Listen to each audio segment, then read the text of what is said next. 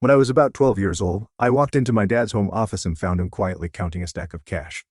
Without even looking up, he said, "Don't tell your mom, and you'll see what it's for." I didn't ask questions. I just nodded, zipped my lips, and walked out, curious but trusting. 2 days later, he woke me up at sunrise. "Let's run some errands," he said. I jumped in the passenger seat, still half minus asleep.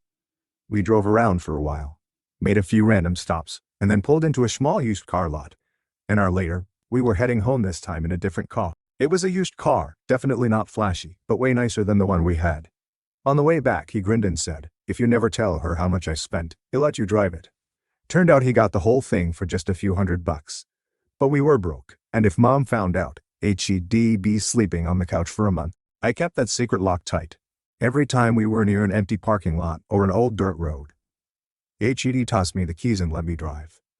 I felt like the coolest 12-year-old in the world, already learning how to handle a car. Every time, HED reminded me with a wink, "Don't tell your mother." When I turned 16 and finally got my permit, I was pumped to drive for real. I asked my mom if I could doctor her to the store or errands, but she shut it down immediately. "We have no experience," she said.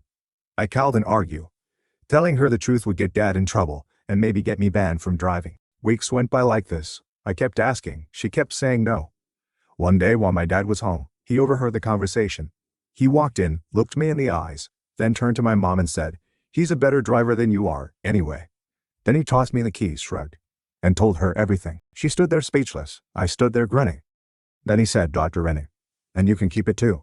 Anyone who can keep a secret that long deserves a car."